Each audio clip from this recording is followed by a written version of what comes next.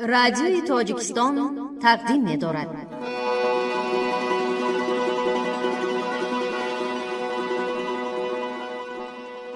من چی گویم وصف آن عالی جناب، نیست پیغمبر ولی دارد کتاب. مثنوی معنوی مولوی، هست قرآن در زبان پهلوی.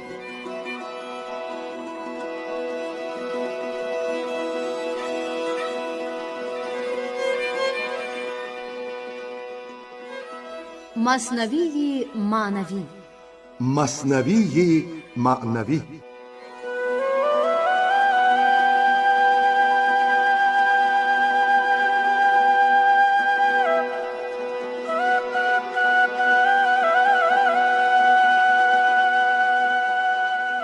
محفل ادبی و افتخار 800 سالگی مولانا محمد جلال الدین بلخی. صدر محفل حاجی اسماعیل پیر محمد زاده.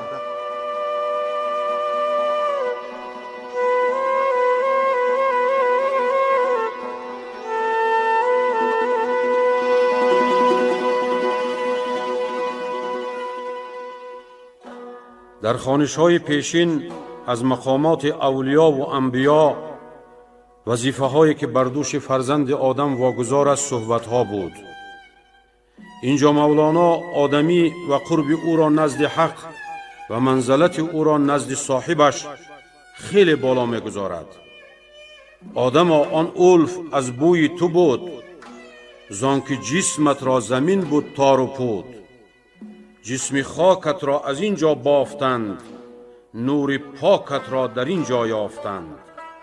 و انسان خاکی در نگاه مولانا آنقدر نادر است که چیزی با او برابر شده نمیتواند. دریای زندگی همه چیز را دارد، در و لولو و صدف و دیگر چیزها. انسان کامل پیش موجودات عالم خود را باید هیچ بشمارد.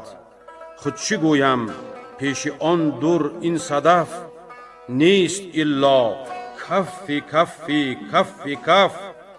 کف دریا هیچ است، حباب است، نیستی است. اگر این حالت را انسان دریابد، او الکی به اوج اعلا رسیده است.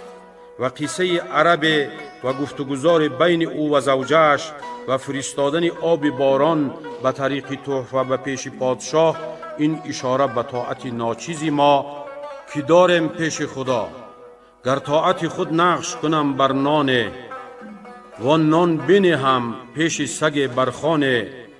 وان سگ سال گرسنه در زندانه، و از ننگ نزند بدان نان دندانه. به هر حال دعوای عشق داریم، همچون مجنونه که بشنید از یکی، که مرض آمد به لیلی اندکی. گفت آوه بی بهانه چون روم، ور بمانم از عبادت چون شوم. لیتنی کنتو طبیبا حاذقا، کنتو امشی نحو لیلا سابقا.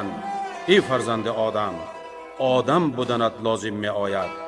رو به سوی مولوی آورده ایم، خوانش از مثنوی آورده ایم. آنهایی که ما را گوش میکنید، اکنون شروع میکنیم به خواندن مثنوی معنوی. راویان این بخش خیرالله ابراهیم، نظام قاسم، شرافت عبدالنظر، عمری نسا کزکاوا.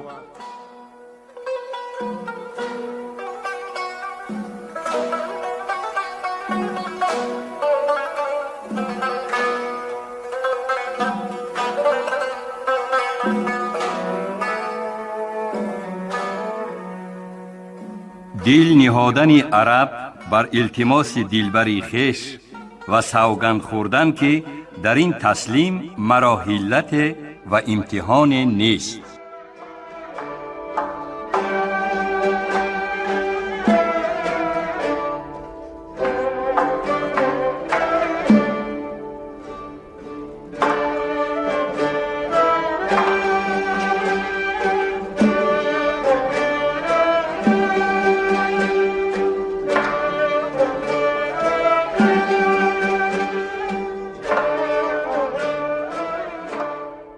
مرد گفت اکنون گذشتم از خلاف.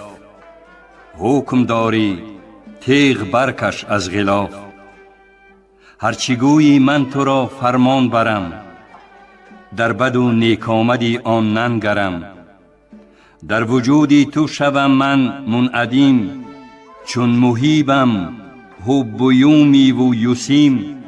گفت زن آهنگ بیرم می کنی، یا بخیلت کشف سیرم می کنی.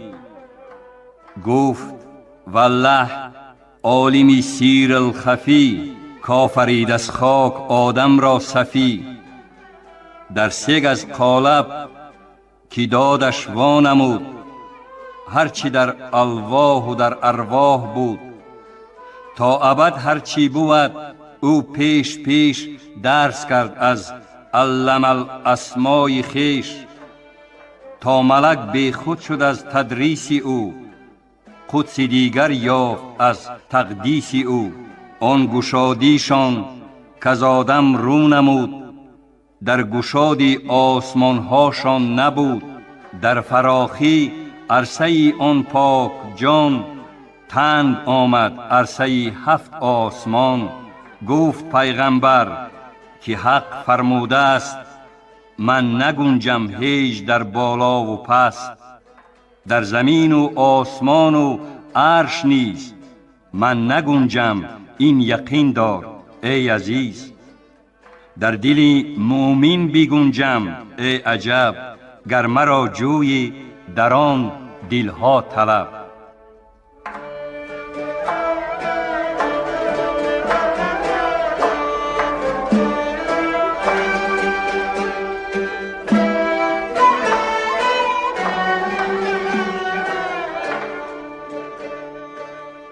گفت ادخل فی عبادی تلتقی، جنتا من رویتی یا متقی. عرش با آن نور با پهنای خیش، چون بدید آن را برفت از جای خیش. خود بزرگی عرش باشد بس مدید، لیک صورت کیست چون معنی رسید. هر ملک می گفت ما را پیش از این، الفت می بود بر روی زمین. تخم خدمت بر زمین می کاشتیم، زان تعلق ما عجب می داشتیم. کین تعلق چیست با این خاکمان، چون سرشتی ما بودست از آسمان. الف ما انوار با ظلمات چیست، چون تواند نور با ظلمات زیست. آدما آن الف از بوی تو بود، زان که جسمت را زمین بود تار و پود. جسم خاکت را از اینجا بافتند، نور پاکت را در اینجا یافتند. این که جان ما ز روحت یافته است، پیش پیش از خاک آن می تافته است. در زمین بودیم و غافل از زمین، غافل از گنجی که در وی بود دفین. چون سفر فرمود ما را زان مقام، تلخ شد ما را از آن تحویل کام. تا که حجتها همه گفته ما، کی بجای ما کی آید ای خدا. نور این تسبیح و این تحلیل را، می فروشی بهر قال و قیل را. حکم حق گستور بهر ما بساط، کی بگوید از طریق این بساط. هرچی آید بر زبانتان به حذر، همچو طفلان یگانه با پدر. زان که این دمها چیگر نالایق است، رحمت من بر غضب هم سایق است. از پی اظهار این سبق ملک، در تو بین هم داعیه اشکال و شک. تا بگویی و نگیرم بر تو من، منکر حلمم نیارد دم زدن. 100 پدر 100 مادرند در حلم ما، هر نفس زاید درفتد در فنا. حلم ایشان کف بحر حلم ماست، کف رود آید ولی دریا بجاست. خود چی گویم پیش آن دور این صدف، نیست ایلا کفی کفی کفی کف. حق آن کف حق آن دریای صاف، که امتحان نیست این گفت و نلاف. از سری مهر و صفا است و خضوع، حق آن کس که بدو دارم رجوع. گر به پیشت امتحان است این هوس، امتحان را امتحان کن یک نفس. سیر مپوشان تا پدید آید سیرم، امر کن تو هرچی بر وی قادرم. دل مپوشان تا پدید آید دلم، تا قبول آرم هر آنچه قابلم. چون کنم در دست من چی چاره است، در نگر تا جان من چی کار است.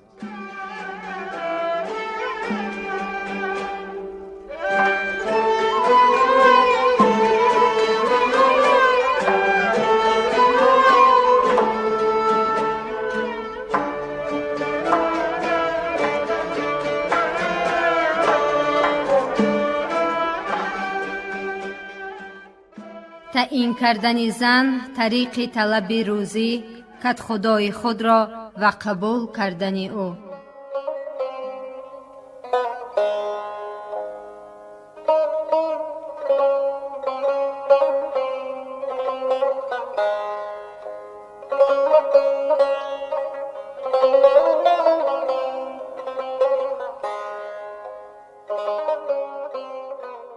گفت زن یک آفتاب تافته است، عالم زو روشنایی یافته است. نایب رحمان خلیفه کردگار، شهر بغداد است از وی چون بهار.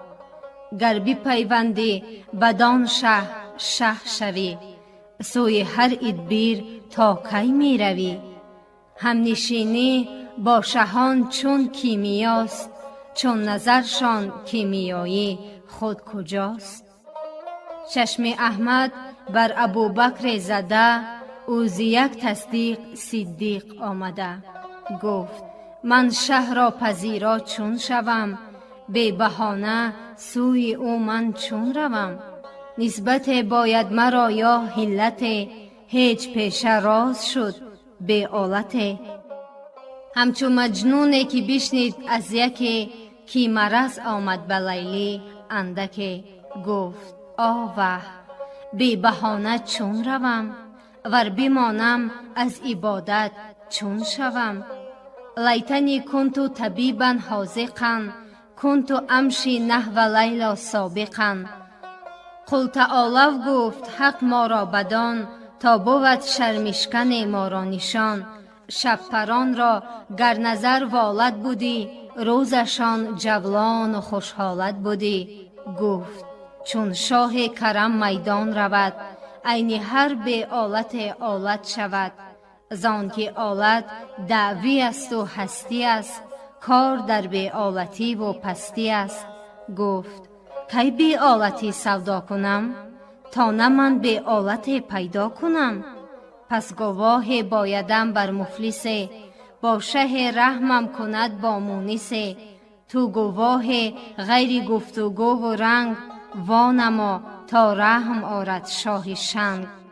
کین گواهی که ز گفت و رنگ بود، نزد آن قاضی القضات آن جرح شد. صدق می خواهد گواه حال او، تا بتابد نور او به قال او.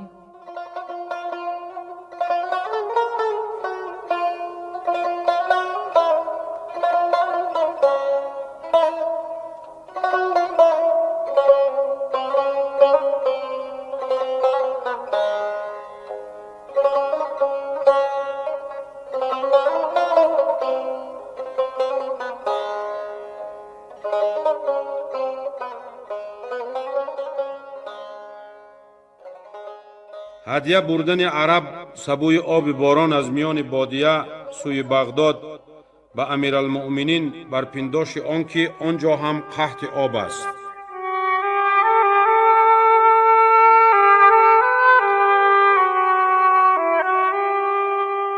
گفت زن صدقان بود که از بود خویش، پاک برخیزی تو از مجهود خویش. آب باران است ما را در سبو، ملکت و سرمایه و اسباب تو. آن سبوی آب را بردار و رو، هدیه ساز و پیش شاهنشاه شو. گو که ما را غیر این اسباب نیست، در مفازه هیچ به زین آب نیست. گر خزینش پر متاع فاخر است، این چنین آبش نباشد نادر است. چیست آن کوزه تن محصور ما، اندران آب حواس شور ما.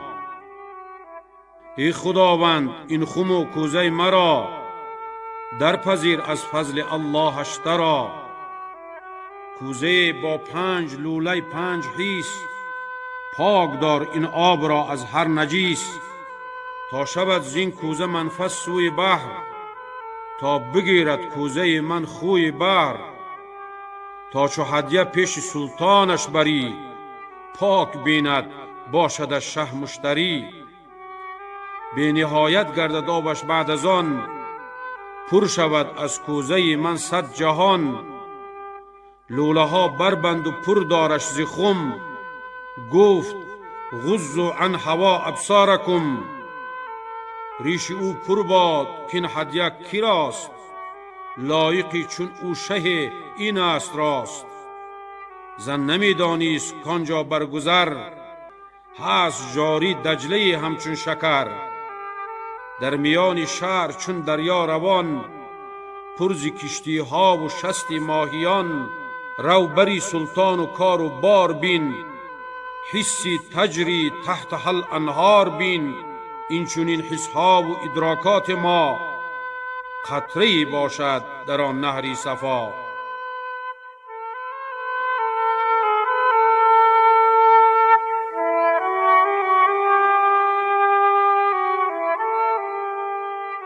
در نمد دختن زنی عرب سبوی آبی باران را و مهر نهادن بر وی از غایت اعتقاد عرب.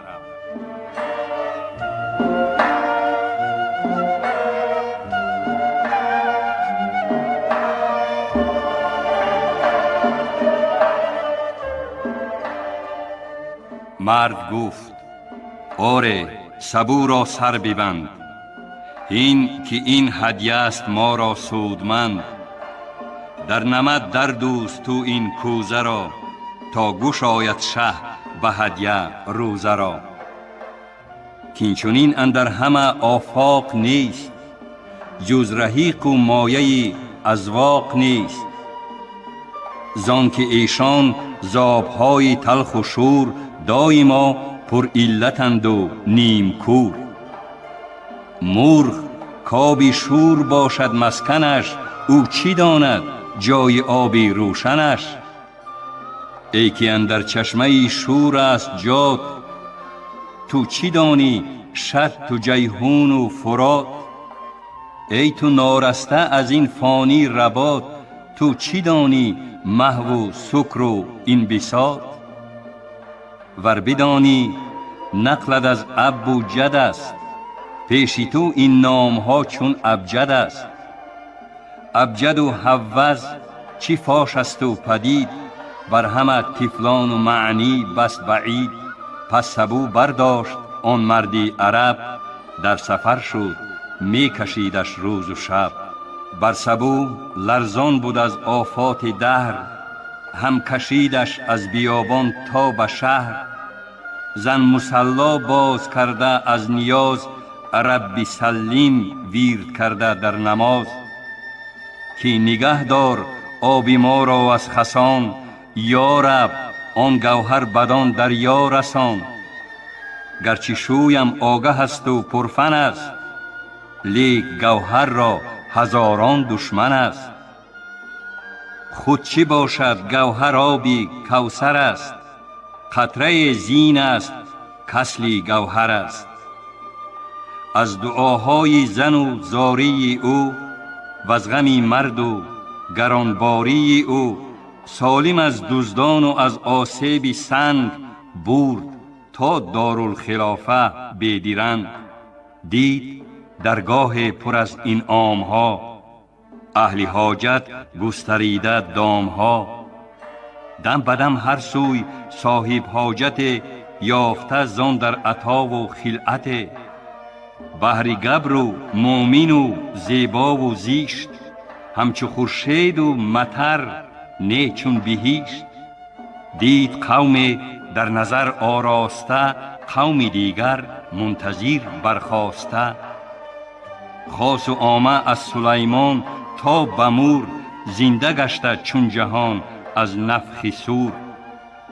اهل صورت در جواهر بافته، اهل معنی بحر معنی یافته. آنکه به همت چی با همت شده، وانکه با همت چی با نعمت شده.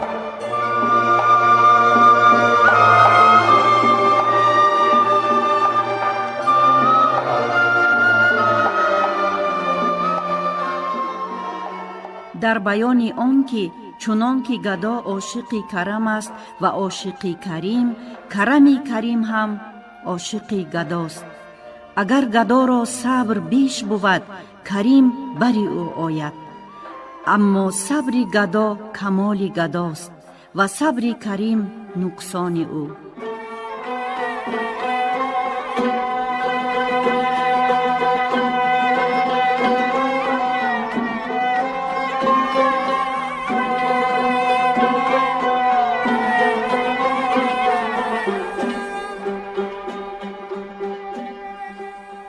بانگ می آمد که ای طالب بیا، جود محتاج گدایان چون گدا. جود می جوید گدایان و ضعاف، همچو خوبان کاینه جویند صاف. روی خوبان زاینه زیبا شود، روی احسان از گدا پیدا شود. پس از این فرمود حق در والضحی، بانگ کم زن ای محمد بر گدا. چون گدا آینه جود است هان، دم بود بر روی آینه زیان. آن یکی جودش گدا آرد پدید، وان دیگر بخشد گدایان را مزید. پس گدایان آینه جودی حقند، وان که با حقند جودی مطلقند. وان که جز این دوست او خود مرده است، او بر این در نیست نقشی پرده است.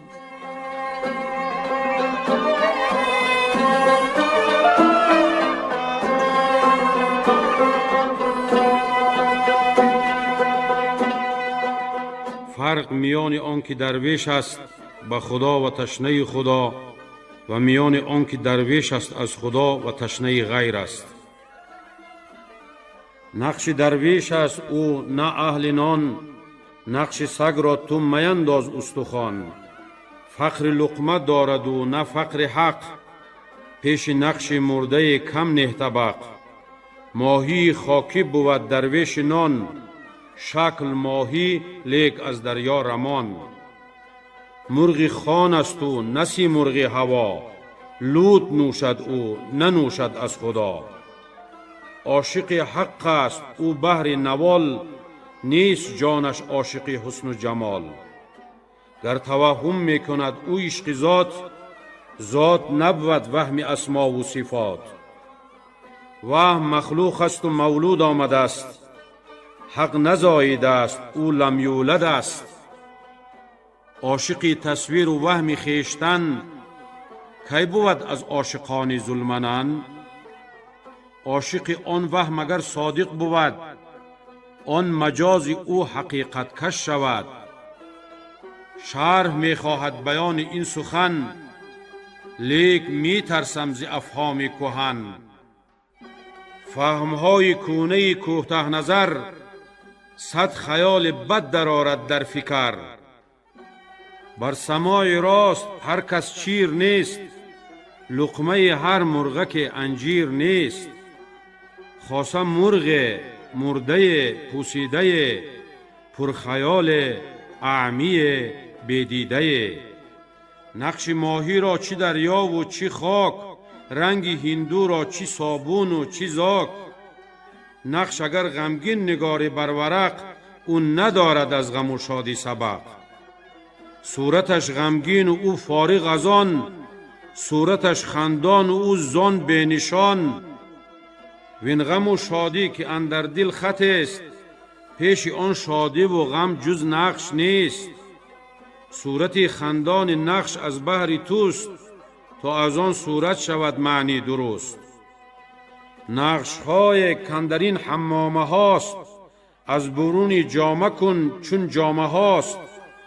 تا برونی جامه ها بینی و بس، جامه بیرون کن درآ ای هم نفس. زانکه با جامه درون سو راه نیست، تن جان جامه ز تن آگاه نیست.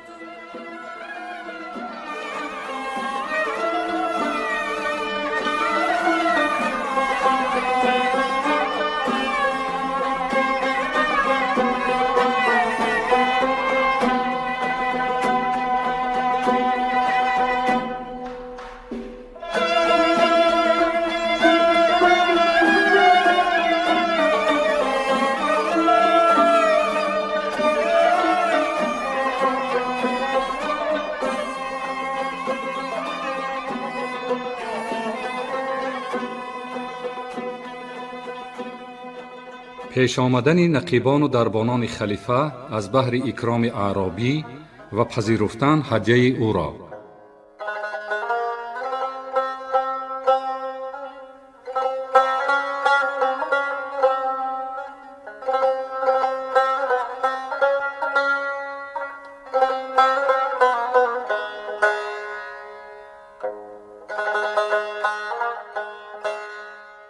آن عرابی از بیابان بعید بر در دارالخلافه چون رسید، پس نقیبان پیش او باز آمدند، بس گلاب لطف بر جیبش زدند. حاجت او فهمشان شد به مقال، کار ایشان بود عطا پیش از سؤال. پس بدو گفتند یا وجه العرب، از کجایی چونی از راه و تعب؟ گفت وجهم گر مرا وجه دهید، بی وجوهم چون پسی پشتم نهید. ای که در روتان نشان مهتری، فرتان خوشتر ز زر جعفری. ای که یک دیدارتان دیدارها، ای نثار دینتان دینارها. ای همه ینظر به نور الله شده، بهر بخشش از بر شه آمده. تازه نیدان کیمیاهای نظر، بر سر میزهای اشخاص بشر. من غریبم از بیابان آمدم، بر امید لطف سلطان آمدم. بوی لطف او بیابانها گرفت، ذره های ریگ هم جانها گرفت. تا بدینجا بهر دینار آمدم، چون رسیدم مست دیدار آمدم. بهر نان شخص سوی نانبا دوید، داد جان چون حسن نانبا را بدید. بهر فرجه شد یکی تا گلستان، فرجه او شد جمال باغبان. همچو اعرابی که آب از چه کشید، آب حیوان از رخ یوسف چشید. رفت موسی کآتش آرد او به دست، آتش دید او که از آتش برست. جست عیسی تا رهد از دشمنان، بردشان جستن به چارم آسمان. دام آدم خوشه گندم شده، تا وجودش خوشه مردم شده. باز آید سوی دام از بحر خور، ساید شه یابد و اقبال و فر. طفل شد مکتب پی کسب هنر، بر امید مرغ با لطف پدر. پس ز مکتب آن یکی صدر شده، ماهگانه داده و بدر شده. آمده عباس حرب از بهر کین، بهر قمع احمد و استیز دین. گشته دین را تا قیامت پشت و رو، در خلافت او و فرزندان او.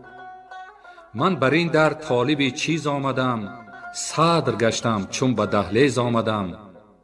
آب آوردم به تحفه بهر نان، بوی نانم برد تا صدر جنان. نان برون برد آدمی را از بهشت، نان مرا اندر بهشت در سریشت. رستم از آب و زنان همچون ملک، بی غرض گردم بر این در چون فلک. بی غرض نبود به گردش در جهان، غیر جسم و غیر جان عاشقان.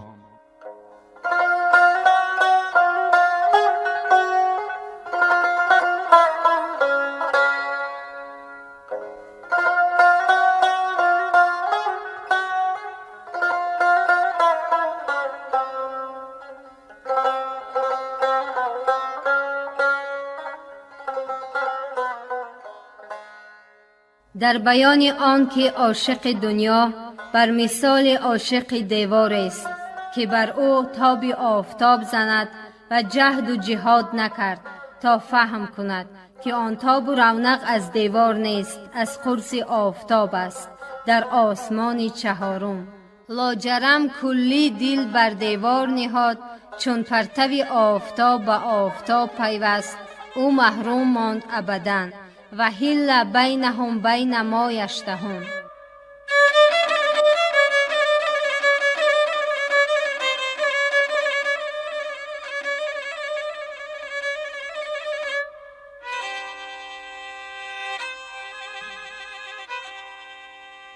عاشقان کل نه عشاق جزو، ماند از کل آن که شد مشتاق جزو. چون که جزو عاشق جزو شود، زود معشوقش به کل خود رود. ریش گاوی بنده غیر آمد و غرقه شد، کف در ضعیفی در زد و نیست حاکم تا کند تیمار او، کار خواجه خود کند یا کار او.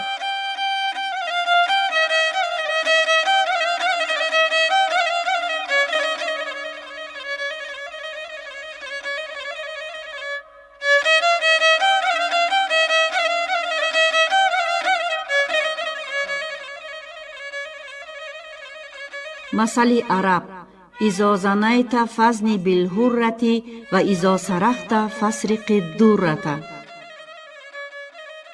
فزنی بالحرة پی این شد مثل، فسرق الدرة بدین شد منتقل. بنده سوی خواجه شد او ماند زار، بوی گل شد سوی گل او ماند خار. او بمانده دور از مطلوب خویش، سعی ضایع رنج باطل پای ریش. همچو صیادی که گیرد سایه، سایه کی گردد ورا سرمایه. سایه مرغ گرفته مرد سخت، مرغ حیران گشته بر شاخ درخت. کین مدمغ بر کی می خندد عجب، اینت باطل اینت پوسیده سبب. ور تو گویی جزو پیوسته کل است، خار می خور خار مقرون گل است. جزی یک رو نیست پیوسته به کل، ورنه خود باطل بودی بحثی رسول. چون رسولان از پی پیوستنند، پس چی پیوندندشان چون یک تنند. این سخن پایان ندارد ای غلام، روز بیگه شد حکایت کن تمام.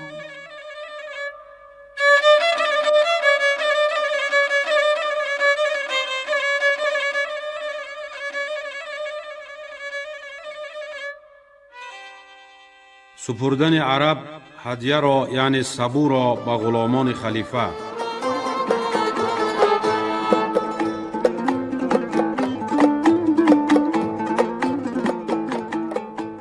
آن سبوی آب را در پیش داشت، تخم خدمت را در آن حضرت بکاشت. گفت این هدیه بدان سلطان برید، سایل شهر را ز حاجت وا خرید. آب شیرین و سبوی سبز و نو، زاب باران که جمع آمد بگو. خنده می آمد نقیبان را از آن، لیک پذرفتند آن را همچو جان. زان که لطفی شاه خوب با خبر، کرده بود اندر همه ارکان اثر. خوی شاهان در رعیت جا کند، چرخ اخضر خاک را خضرا کند. شه چو حوض دان حشم چون لوله ها، آب از لوله روان در گوله ها. چون که آب جمله از حوض است پاک، هر یک آب دهد خوش ذوقناک. ور در آن حوض آب شور است و پلید، هر یک لوله همان آرد پدید. زان که پیوست است هر لوله به حوض، حوض کن در معنی این حرف خوض. لطف شاهنشاه جان بیوطن، چون اثر کرده است اندر کل تن. لطف عقل خوشنهاد خوشنسب، چون همه تن را در آرد در ادب، عشق شنگی بیقرار بیسکون چون در آرد کل تن را در جنون. لطف آب بحر کو چون کوثر است، سنگریزش جمله در و گوهر است. هر هنر کستا بدان معروف شد، جان شاگردان بدان موصوف شد. پیش استاد اصولی هم اصول، خاندان شاگردی چستی با حصول. پیش استاد فقیه آن فیق خان، فیق خواند نه اصول اندر بیان. پیش استادی که اون نحوی بود، جان شاگردش از او نحوی شود. باز استادی که او محوی ره است، جان شاگردش از او محوی شه است. زین همه انواع دانش روز مرگ، دانش فقر است ساز راه و برگ.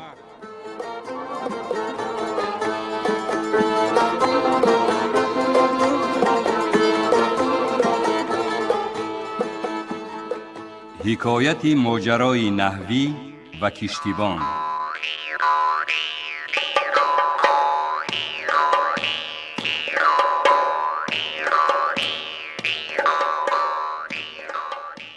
آن یکی نحوی به کشتی در نشست، رو به کشتیبان نهاد آن خودپرست.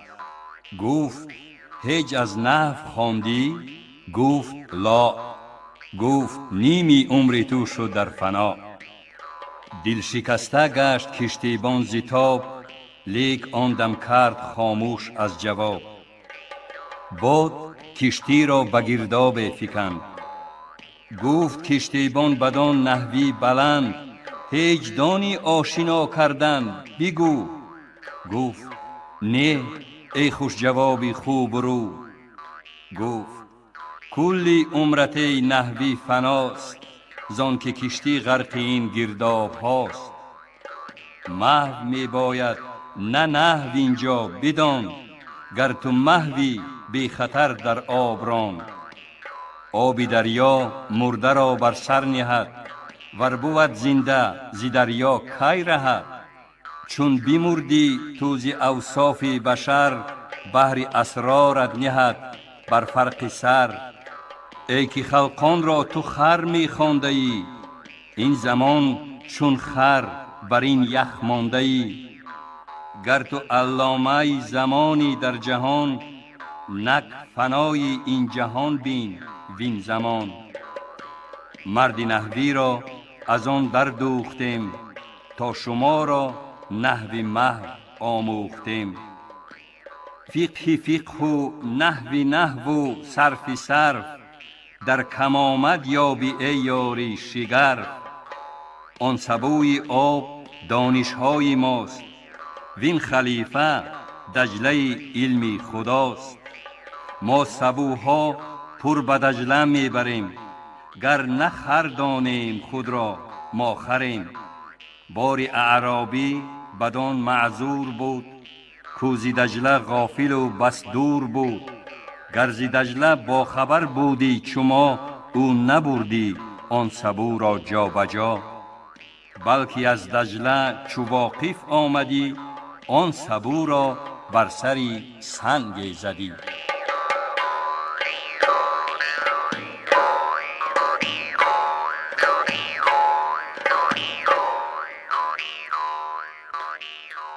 قبول کردن خلیفه هدیه را و عطا فرمودن با کمال بینیازی از آن هدیه و از آن سبو.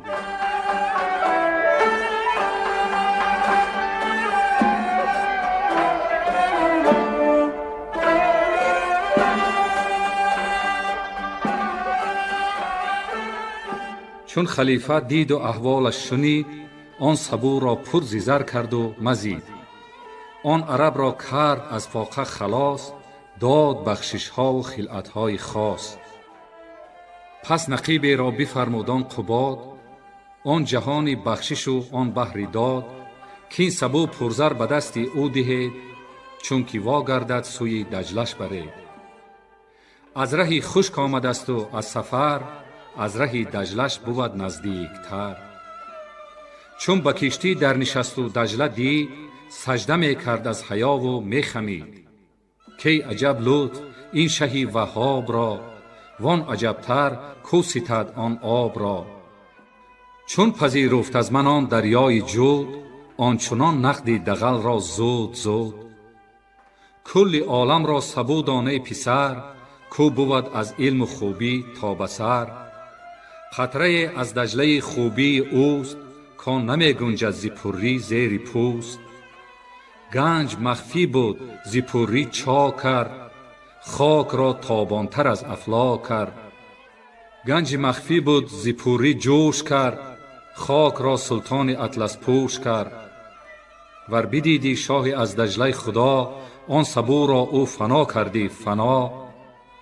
آن که دیدندش همیشه بی خودند، بی خودانه بر سبو سنگ زدند. ای ز غیرت بر سبو سنگ زده، وان شکستت خود درستی آمده. خم شکسته آب از او ناریخته، صد درستی زین شکست انگیخته. جزوی خم برقص است و بحال، عقل جزوی را نمودی این محال. نه سبو پیدا در این حالت نه آب، خوش ببین والله اعلم بالصواب. چون دری معنی زنی بازت کنند، پر فکرت زن که شهبازت کنند. پر فکرت شد گلالود و گران، زان که گلخاری تو را گل شد چونان. نان گل است و گوشت کمتر خور از این، تا نمانی همچو گل اندر زمین. چون گرسنه می شوی سگ می شوی، تند و بدپیوند و بدرگ می شوی. چون شدی تو سیر مردار شدی، بی خبر بی پا چو دیوار شدی. پس دم مردار و دیگر دم سگی، چون کنی در راه شیران خوشتگی. آلت اشکار خود جز سگ مدان، کمترک انداز سگ را استخوان. زان که سگ چون سیر شد سرکش شود، کی سوی صید و شکار خوش دود. آن عرب را بینوایی می کشید، تا بدان درگاه و آن دولت رسید. در حکایت گفته ایم احسان شاه، در حق آن بینوایی بی پناه. هرچه گوید مرد عاشق بوی عشق، از دهانش می جهد در کوی عشق. گر بگوید فیق فقر آید همه، بوی فقر آید از آن خوش دمدمه. ور بگوید کفر دارد بوی دین، آید از گفت شکش بوی یقین. کف کش کز بحر صدق خاسته است، اصل صاف آن فرع را آراسته است. آن کفش را صافی و محقوق دان، همچو دشنامی لبی معشوق دان.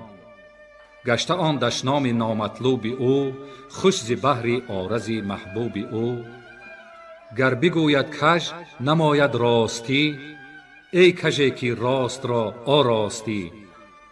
از شکر گر شکل نان می پزی، طعم قند آید نه نان چون می مزی. ور بیابد مومن زرین وسن، کی هیلد آن را برای هر شمن. بلکه گیرد اندر آتش افکند، صورت عاریتش را بشکند.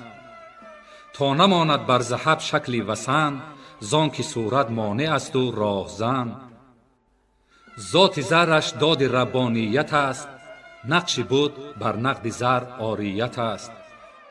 بهر کی که تو گلیم را مسوز، و صدای هر مگس مگذار روز.